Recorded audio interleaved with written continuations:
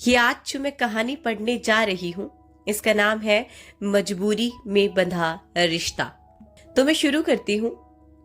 24 फरवरी Sunday का दिन सुबह के 9 बज रहे थे। इंदौर शहर के जागृति नगर की गली नंबर 14, क्योंकि आज संडे था, उस घर के बाहर सलेटी रंग का स्कूटर खड़ा था, जो अक्सर इस समय वहां दिखाई नहीं देता था, क्योंकि आम दिनों में तो केवेंद्र जी इस पर बैठकर ऑफिस के लिए निकल जाया करते थे। लेकिन वर्मा जी ठहरे सरकारी मुलाजिम, तो आज दफ्तर की छुट्टी होने की वजह से घर के आंगन में चेयर लगाकर अपनी आंखों पर चश्मा चढ़ाए बड़े आराम से अखबार पढ़ रहे थे। वहीं आंगन में दूसरी तरफ बैठी उनकी श्रीमती सारिका जी हाथों में थाली लिए कुछ काम कर रही थी। अपनी आंखों का चश्मा ठीक करते हुए कहती है, अजी सुनते हो, अब हमारी अन्या भी बड़ी हो गई है और इस साल तो उसका कॉलेज भी पूरा हो जाएगा। मैं सोच रही थी क्यों ना हम भी उसके लिए कोई अच्छा सा लड़का देखकर उसके हाथ पीले कर दे। और सुजाता जी ने भी दिव्यांग बेटा का रिश्ता कितने बड़े घर में किया है देखो। इससे पहले कि वर्मा जी उनकी बात का कोई जवाब देते, रसोई घर की तरफ से कोई कहता है, देखो ना पापा, माँ तो बस हर समय मेरी शादी के पीछे पड़ी रहती है। आप तो जानते हैं ना, जब तक मैं अपना कलेक्टर बनने का सपना पूरा नहीं कर लेती, तब तक मैं कोई शादी वादी नहीं करने वाली हूँ। इससे पहले कि वर्मा जी उसकी इस बात का कोई जवाब देते, दरवाजे की तरफ से कोई कहता है, अन्या बेटा, तुम्हारी माँ सही तो कह रही है। और वर्मा जी, आप भी जरा अपनी बेटी के हाथ पीला करने के बारे में सोचिए। हमें देखिए, हम अपनी बेटी का रिश्ता सिर्फ शहर के ही नहीं बल्कि देश के सबसे रईस खानदान में करने जा रहे हैं, और ऐसी शादी होगी कि पूरा इंदौर शहर याद रखेगा। ये और कोई नहीं, सारिका जी के जीजा जी, मतलब उनकी बड़ी बहन के पति सलेश राठी हैं। उन्हें आता देख सारिका जी अपनी साड़ी ठीक करते हुए उठी और मुस्कुराते हुए कहती है, अरे जिया जी, आप यहाँ आइए आइए, बैठिए। और फिर अन्या की तरफ देखकर कहती है, जाओ अन्या, मौसा जी के लिए कुछ चाय पानी का इंतजाम करो। तभी राठी जी मुस्कुराते हुए कहते हैं, अरे नहीं नहीं, इसकी कोई जरूरत नहीं है। हम तो बस यहाँ आप लोगों के लिए मिठाई देकर याद दिलाने आए थे कि कल आप सभी लोगों को हमारी बेटी दिव्यंका की शादी में शामिल होने के लिए शहर के 7 स्टार होटल में आना है। और बस यहाँ आते ही आप लोगों को ये बातें करते हुए सुना, तो बस हमने सलाह दे दी, और कुछ नहीं। अब हम चलते हैं, घर में बहुत काम है। ये कहकर वो वहां से जाने के लिए मुड़े ही थे कि अन्या अपने पापा की तरफ देखकर कहती है, माफ कीजिएगा मौसा जी, लेकिन ऐसी कोई बात नहीं है। मुझे पापा पर पूरा भरोसा है, वो जो भी करेंगे मेरे लिए अच्छा ही होगा। और वैसे भी हम किसी रईस लड़के से नहीं बल्कि एक आदर्शवादी लड़के से शादी करना चाहते हैं। ये सुनकर राठी जी मुस्कुराते हुए कहते हैं, जैसी तुम्हारी मर्जी, हम तो बस सलाह दे रहे थे। ठीक है, अब हम चलते हैं। ये कहते हुए राठी जी वहां से जाने के लिए दरवाजे की तरफ मुड़ गए, और उनके जाने के बाद अन्या ने अपने पापा की तरफ देखकर कहती है, पापा आप चिंता मत कीजिए, देखना मेरे लिए कोई रईस नहीं बल्कि समझदार लड़का मिलेगा। ये कहकर वो अपने कमरे की तरफ चली गई। अगले दिन इंदौर शहर के 7 स्टार इंदौर मैरियोट होटल में जोरों शोरों से शादी की तैयारियां हो रही थी। चारों तरफ खूबसूरत और महकते हुए फूलों से सजावट के साथ साथ पूरा होटल रंग बिरंगी रोशनी से जगमग था। शादी के इस भव्य आयोजन के साथ साथ मेहमानों के ठहरने का भी बहुत अच्छा इंतजाम किया गया था। होटल के बाहर लंबी और लग्जरी गाड़ियों की लंबी कतार लगी हुई थी। हो भी क्यों ना भाई, मुंबई शहर के RR ग्रुप के मालिक दिग्विजय रॉय चौहान के बड़े पोते रुद्र रॉय चौहान की शादी जो थी। वही चौहान परिवार, जिनके साथ रिश्ता जोड़ने के लिए भारत के रईस से रईस और राजसी खानदार उतावले बैठे थे। आज उनका रिश्ता इंदौर के छोटे से बिजनेसमैन सलेश राठी के परिवार से जुड़ने जा रहा था। राठी परिवार की तो मानो किस्मत ही खुलने वाली थी। एक तरफ जहां चौहान परिवार बारात को निकालने की तैयारियों में जुटा हुआ था, वहीं होटल के दूसरे हिस्से में जहां राठी परिवार के ठहरने का इंतजाम किया गया था, वहां बारात के स्वागत की तैयारियां चल रही थी। अन्या भी इधर उधर भागते हुए शादी के कामों में पूरी तरह से जुटी हुई थी। सिंपल से हल्के गुलाबी रंग के लहंगे के साथ लाइट मेकअप में वो बहुत खूबसूरत लग रही थी। वहीं दूसरी तरफ दिग्विजय जी, जिन्होंने सफेद रंग की शेरवानी जिस पर सोने के बटन लगे थे और हाथ में छड़ी जिसके हैंडल पर हीरे जड़े थे।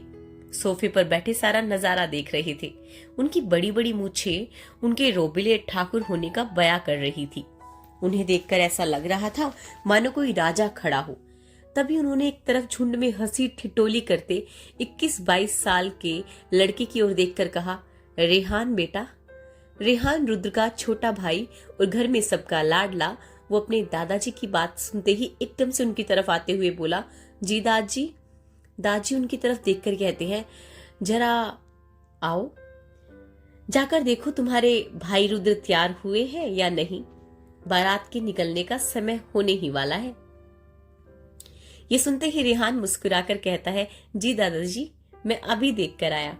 ये कहते ही वो मुड़कर धीरे से बड़बड़ाते हुए कहता है, ये दादाजी ने भी क्या काम कह दिया मुझे, ये तो शेर के मुंह में हाथ डालने जैसा काम है। आज भी भाई तैयार हुए हैं या नहीं पता नहीं, कहीं लैपटॉप लेकर तो नहीं बैठे हैं। चल भाई रेहान, लग जा तू काम पर। कहते हुए वो ऊपर सीढ़ियों की तरफ बढ़ ही रहा था कि ऊपर से किसी के गाल पर एक जोरदार थप्पड़ के साथ साथ किसी की रोबदार आवाज आती है। मैंने कहा था ना, मुझे वो फाइल अभी की अभी मेरे कमरे में चाहिए। ये जोरदार आवाज सुनते ही वहां मौजूद सभी लोगों की नजरें ऊपर की तरफ घूम गई, लेकिन तभी दिग्विजय जी ऊपर देखते ही कहते हैं, रुद्र बेटा। दिग्विजय जी की आवाज सुनते ही रुद्र ने 1 मिनट के लिए अपनी आंखें बंद की और अपने गुस्से को शांत करके अपनी शेरवानी को ठीक करते हुए अपने कुछ दोस्तों के साथ नीचे आने लगा। अभी भी सबकी नजरें उस पर ही टिकी थी। सुनहरे रंग की दुल्हे की पोशाक के साथ सिर पर लाल रंग का साफा, हीरो का हार पहने रुद्र किसी राज घराने के राजकुमार जैसा लग रहा था। इसीलिए दादाजी भी उसे नीचे उतरते हुए अपनी नम आंखों से उसे देखकर मुस्कुराने लगे। आज उनकी जिंदगी का सबसे बड़ा सपना पूरा होने जा रहा था। उसे नीचे आते देख रेहान लंबी सी सांस लेते हुए खुद से कहता है, आह चलो, आज तो बच गया मैं। लेकिन फिर अपनी आंखों को सिकोड़ते हुए रुद्र की तरफ देखकर कहता है, मुझे तो अभी तक समझ नहीं आया कि दूर दूर तक लड़कियों से कोई वास्ता न रखने वाले हमारे रुद्र भाई इस शादी के लिए कैसे मान गए।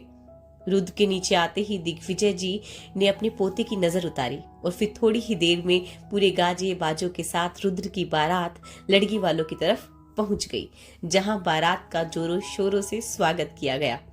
बारात के आने पर बाराती चौखट पर नाचने में लगे हुए थे कि तभी घबराई हुई अन्या एक हाथ से अपना लहंगा पकड़े हुए सीढ़ियों से भागते हुए आई और कहा, सुजाता जी के पास आकर कान में धीरे से कुछ कहा, जिसे सुनकर सुजाता जी अपनी आंखों को बढ़ाकर हैरानी से कहती है, ये तुम क्या कह रही हो? तुम्हारा दिमाग तो खराब नहीं हो गया है अन्या? अन्या ने हाफते हुए कहती है, मौसी जी मैं ठीक कह रही हूँ, चलिए आप खुद चलकर देख लीजिए। उसकी बात सुनकर सुजाता जी उसके साथ दिव्यंका के कमरे की तरफ चली गई। उन्हें ऐसे जाते हुए देख दिव्या भी उनके पीछे पीछे चली जाती है। जैसे सुजाता जी दिव्यंका के कमरे में पहुंची, वो कमरे के चारों तरफ देखते हुए कहती है, ऐसा कैसे हो सकता है? कहाँ जा सकती है दिव्यंका? देखो यहीं कहीं होगी। तभी उनके साथ आई अन्या कहती है, नहीं मौसी जी, हम सच कह रहे हैं। आपके कहने पर जब मैं यहाँ दिव्यंका दीदी को देखने आई तो वो यहाँ नहीं थी। तभी पीछे से एक लड़की जिसने मैजेंटा रंग का लहंगा पहना हुआ था, वे अपने दोनों हाथों से अपना भारी सा लहंगा पकड़े सुजाता जी और अन्या की बातें सुनकर कहती है, अरे ऐसे कैसे दिव्यांका कहीं जाएगी, मैं देखती हूँ। ये कहते हुए वो कमरे के बाथरूम में देखने लगी और जब उसे वहां दिव्यांका नहीं मिली तो वो कमरे के दूसरी तरफ बनी बालकनी की तरफ जाने लगी।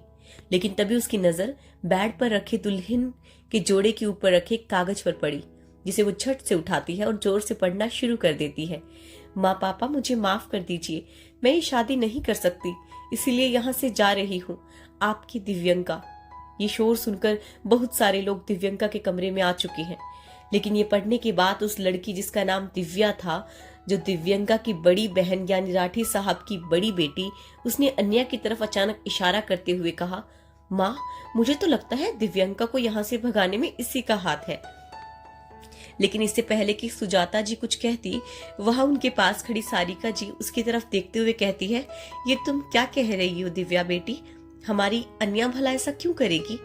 दिव्या को ऐसे घूरते हुए देख अन्या दौड़कर अपनी माँ का हाथ पकड़कर खड़ी हो जाती है। इससे पहले कि दिव्या या कोई और कुछ कहता, कोई अपनी रोबदार आवाज में कहता है, बिल्कुल सही कह रही है दिव्या। हम जानते थे आप लोगों से हमारे परिवार की खुशी देखी नहीं गई। मुझे तो लगता है कि इसके साथ इस साजिश में आपका और वर्मा जी का भी हाथ है। लेकिन मैं आप लोगों को बता देता हूँ, छोड़ूंगा नहीं किसी को। बता दीजिए मेरी बेटी आखिर है कहाँ, वरना। तभी सुजाता जी अपना सर पकड़कर सोफे पर बैठे हुए कहती है, अब क्या जवाब देंगे हम लड़के वालों को। सोचिए जी, कहीं बारात वापस लौट गई तो। तभी दरवाजे की तरफ से एक बार फिर कोई अपनी रोबदार आवाज में कहता है, बारात तो खाली हाथ अब वापस नहीं जाएगी। क्या वजह थी कि इतने बड़े खानदान का पोता रुद्र रॉय, जिसे दुनिया की कोई भी लड़की मिल सकती थी, वो एक मामूली खानदान की लड़की से शादी करने के लिए राजी हो गया। आखिर चौहान साहब ने किसे चुना अपने पोते के लिए? क्या आज बदल जाएगी अन्या की जिंदगी? एपिसोड 2। ये सुनते ही पास खड़ी दिव्या के चेहरे पर एक शैतान मुस्कुराहट आ गई। लेकिन तभी राठी साहब दरवाजे की तरफ आते हुए दिग्विजय जी की ओर बढ़ते हुए कहते हैं, चौहान साहब आप यहाँ। वो दिग्विजय जी के रोब के आगे शैलेश जी अंदर तक कांप गए। आखिर उनका रोब ही कुछ ऐसा था। उन्हें समझ नहीं आ रहा था कि आखिर वो कहे क्या। वो खुद को उनके सामने काफी छोटा महसूस कर रहे थे। वो अपने हाथ जोड़ उनके आगे विनती भरे स्वर में बोले, हमें माफ कर दीजिए दिग्विजय जी, वो दिव्यंका मंडप छोड़ पता नहीं कहाँ चली गई है। उनकी बात सुनकर भी दिग्विजय जी को कोई हैरानी नहीं हुई। दिग्विजय जी ने काफी शांत स्वर में पूछा, क्या दुल्हन शादी के लिए तैयार नहीं थी? उनकी बात सुन शैलेश जी तुरंत तुनक कर बोले, अरे नहीं नहीं मिस्टर चौहान, ऐसी बात नहीं है। मेरी दिव्यांका तो काफी शरीफ, गुणी, सुलझे विचारों की धनी है मेरी बेटी। फिर अन्या की ओर इशारे करते हुए कहने लगे, सब इसकी ही करतूत है। इसी ने मेरी भोली भाली दिव्यांका को पट्टी पढ़ाकर भागने पर मजबूर कर दिया। दिग्विजय जी बोल पड़े, राठी जी आपको कुछ कहने की जरूरत नहीं है। ये सब सुनने के बाद हमने फैसला किया है कि ये शादी तो तय मुहूर्त पे ही होगी। फिर चाहे मंडप में हमारे पोते के साथ दुल्हन के जोड़े में कोई और ही क्यों ना बैठे। अब सबकी नजर एक बार फिर अन्या की तरफ हो गई, जो सिसक सिसक कर अपने पिता के सीने से लगी रोई चाह रही थी। वो लाख बार सबको कह चुकी थी कि उसकी कोई गलती नहीं है, पर फिर भी कोई मानने को तैयार नहीं था सिवाय उसके पिता के। तभी शैलेश जी दिग्विजय जी के आगे हाथ जोड़कर बोले, हमें माफ कर दीजिए। हमें पता है इससे आपकी इज्जत को काफी ठेस पहुंची है, इसलिए इसके भुगतान के लिए मैं अपनी बड़ी बेटी दिव्या का हाथ आपके पोते के हाथ में देने के लिए तैयार हूं। मेरी बेटी दिव्या को स्वीकार कर मुझे माफ कर दीजिए और मेरे परिवार की लाज रख लीजिए। उनकी ये बात किसी को समझ में नहीं आई और सब उन्हें हैरानी से देखने लगे। दिग्विजय जी सारिका के साथ खड़ी अन्या की तरफ इशारे करते हुए कहते हैं, हमारे पोते के साथ ये लड़की अब दुल्हन का जोड़ा पहनकर फेरे लेगी। और हाँ, ध्यान रहे जरा भी देरी नहीं होनी चाहिए। जल्द से जल्द इस लड़की को तैयार करके नीचे लाया जाए। ये कहकर चौहान साहब वहां से जाने के लिए वापस दरवाजे की तरफ मुड़ गए। कुछ देर के लिए कमरे में मौजूद सभी लोगों को सांप सूंघ गया। अन्या ये बात सुनकर घबरा गई। वो अपने पापा की तरफ देखकर कहती है, पापा देखी ना ये क्या कह रहे हैं। आप तो जानते हैं ना कि मैं अभी कोई शादी वादी नहीं करना चाहती हूँ। लेकिन दिग्विजय जी का ये फैसला सुनकर वर्मा जी को खुद कुछ समझ नहीं आ रहा था कि आखिर ये सब क्या हो रहा है। अन्या दिग्विजय जी को जाते देख अपने पापा की तरफ देखकर कहती है, पापा आप चुप क्यों हो? कहते क्यों नहीं कि मैं ये शादी नहीं करना चाहती? वर्मा जी को तो कुछ समझ ही नहीं आ रहा था। वो चुपचाप खड़े अपनी बेटी को देख रहे थे। तभी एक रोबीली आवाज कमरे में गूंजती है, ए लड़की, तुमने सुना नहीं दादाजी ने क्या कहा? अब ये रोना धोना बंद करके जल्दी से तैयार होकर नीचे आ जाओ। वैसे भी मुझे ना सुनने की आदत नहीं है। ये कहते हुए रुद्र आगे बढ़कर अन्या की बाजू को कसकर पकड़ते हुए कहता है, समझ गई तुम, और इससे पहले कि मुहूर्त का समय निकल जाए जल्दी से तैयार होकर नीचे आ जाओ। रुद्र रॉय चौहान को देरी करना पसंद नहीं। रुद्र की ये बात सुनकर दिग्विजय जी मुस्कुराते हुए कहते हैं, चलो अच्छा हुआ बेटा तुम आ गए। अब तुम ही अपनी दुल्हन को जल्दी से फेरों के लिए नीचे लेकर आओ। तुम्हें पता है ना, हमें हर वक्त काम समय पर ही चाहिए। ये कहकर दिग्विजय जी अपनी छड़ी को जमीन पर टिकाते हुए वहां से चले गए। उधर रुद्र के यूं कसकर बाजू पकड़ने की वजह से अन्या की कोमल बाजू में दर्द होने लगा। लेकिन ये दर्द इतना तकलीफ दे नहीं था जितना उसके लिए अपनी आंखों के सामने अपने सपनों को चकनाचूर होते हुए देखना था। वो अपना हाथ रुद्र के हाथों से छुड़ाने की कोशिश करती है। अन्या की आंखों में दर्द देख अचानक से रुद्र की पकड़ उसकी बाजू से अपने आप छूट जाती है, पर रुद्र की नजर अन्या के मासूम चेहरे से हटने का नाम ही नहीं ले रही थी। रुद्र के हाथों से अपना हाथ छूटते ही अन्या भागकर अपने पापा के पास गई और उनके गले लगकर रोते हुए कहती है, पापा मैं शादी नहीं करना चाहती हूँ, प्लीज आप समझाइए ना इन लोगों को, ये हमारे साथ ऐसी जबरदस्ती नहीं कर सकते। हालांकि वर्मा जी को भी अपनी बेटी को ऐसे रोता हुआ देख बड़ा दुख हो रहा था, लेकिन इससे पहले कि वो कुछ कहते, रुद्र उनकी तरफ देखकर कहता है, और हाँ, आप 10 मिनट के अंदर अपनी बेटी को दुल्हन बना के नीचे मंडप में ले आइए, यही आप लोगों के लिए बेहतर होगा। ये कहकर रुद्र वहां से चला गया। वर्मा जी की जुबान जैसे खुलने का नाम ही नहीं ले रही थी। सिर्फ वर्मा जी ही नहीं, वहां मौजूद किसी भी इंसान के मुंह से एक शब्द तक नहीं निकला। तभी सारिका अन्या के पास आकर रोते हुए उसका हाथ पकड़कर कहती है, चलो बेटी, चलकर तैयार हो जाओ, मुहूर्त का वक्त हो रहा है। अन्या के कदम आगे ही नहीं बढ़ रहे थे। वो अभी भी वहीं खड़े होकर अपने पापा की तरफ उम्मीद भरी नजरों से देख रही थी। उसे अभी भी इंतजार था कि शायद उसके पापा ये सब होने से रोक देंगे, लेकिन जब उसके पापा ने रोते हुए उसकी तरफ देखा तो उसकी वो उम्मीद भी टूट गई। वो आज अपने पापा की आंखों में लाचारी साफ देख पा रही थी, इसीलिए चुपचाप रोते हुए अपनी माँ के साथ अंदर चली गई। सभी लोग धीरे धीरे करके उस कमरे से चले गए।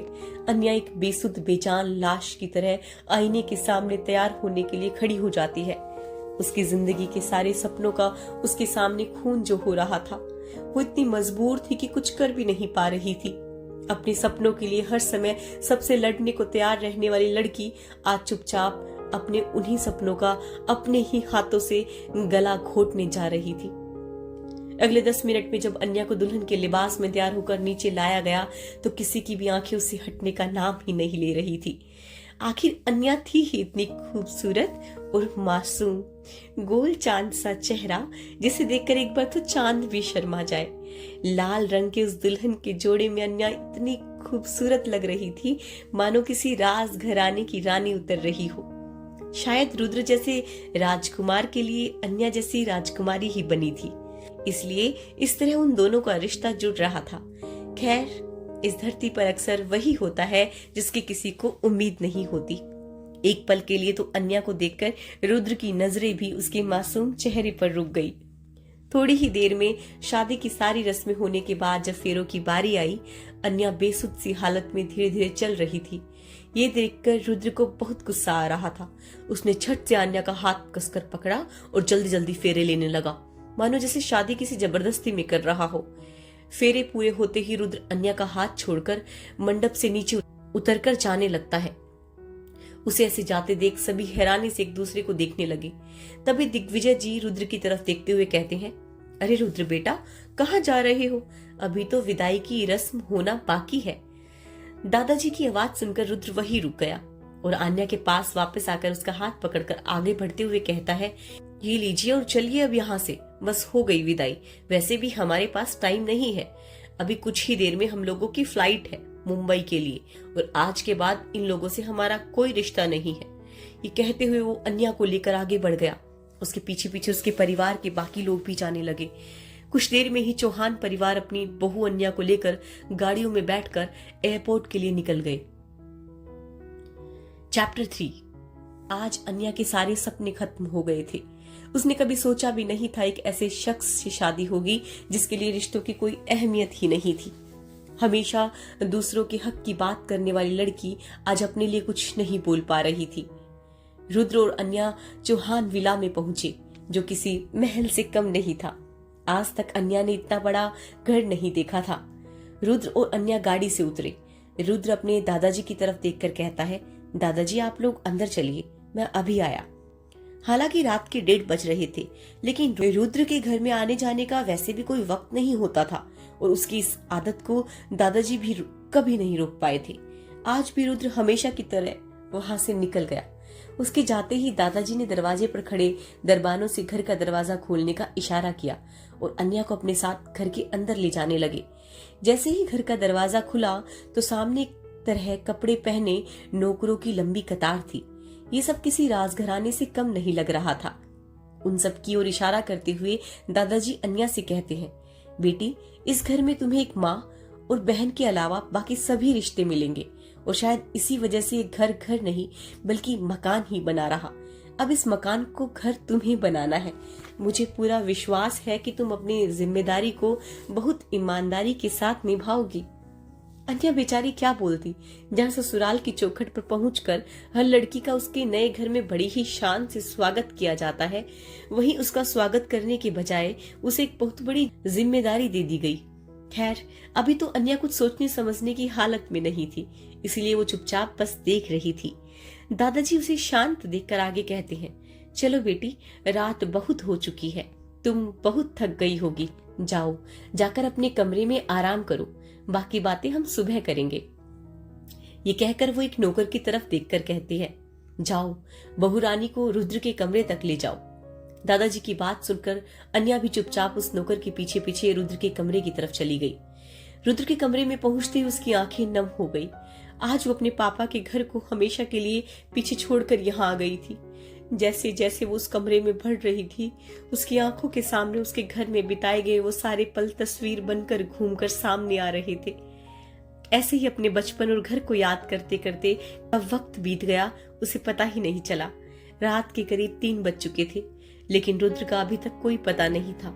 अन्या ने धीरे धीरे अपने गहने और श्रृंगार उतारना शुरू किया, लेकिन बिना गहनों और साज श्रृंगार के भी उसकी खूबसूरती में कोई कमी नहीं थी, बल्कि वो इस सादगी में और भी ज्यादा खूबसूरत लग रही थी। वो ऐसे ही चुपचाप डरी सहमी सी रुद्र के बिस्तर पर, जिसे बहुत खूबसूरती से सजाया गया था, उसके एक कोने में अपने शरीर को समेटे हुए लेटी थी। तभी कमरे का दरवाजा किसी ने धीरे से खोला और दरवाजे के खुलने की आवाज सुनकर वो एकदम से अपनी टांगों को समेटते हुए डरकर बिस्तर पर बैठ गई। जैसे ही रुद्र ने कमरे के अंदर आकर दरवाजे की चिटकनी लगाई, उसके दिल की धड़कन तेजी से बढ़ने लगी। वो धीरे धीरे अपने पैरों को अपनी तरफ समेटने लगी। तभी रुद्र अपनी शेरवानी की बटन खोलते हुए उसकी तरफ देखकर कहता है, इधर आओ मेरे पास। ये सुनकर तो अन्या की डर के मारे जैसे जान ही निकलने वाली थी। कुछ देर तक जब अन्या बिस्तर से नीचे नहीं उतरी, रुद्र एक बार फिर जोर से कहता है, सुना नहीं तुमने, इधर आओ मेरे पास। अन्या उसकी तेज आवाज सुनकर डर गई और डर के मारे उसका शरीर थरथराने लगा। घबराकर वो धीरे धीरे बिस्तर से उतरकर दूसरी तरफ से घूमते हुए रुद्र के पास आ रही थी कि तभी वो खुद उसके पास आ गया और उसके कंधों को पकड़ते हुए कहता है, आज मैं तुम्हारे लिए एक तोहफा लेकर आया हूँ, पूछोगी नहीं क्या? अन्या की तो कुछ बोलने की हिम्मत ही नहीं थी। वो बस अपनी डरी सहमी और मासूम आंखों से उसको देखे जा रही थी। तभी रुद्र मुस्कुराते हुए अपने एक हाथ से कागजों का एक बंच निकालकर उसकी तरफ बढ़ाते हुए कहता है, ये लो तुम्हारा तोहफा, इस घर में तुम्हारा पहला दिन है, आज के दिन तो तुम्हारे लिए तोहफा लाना बनता है, ये लो पकड़ो इसे।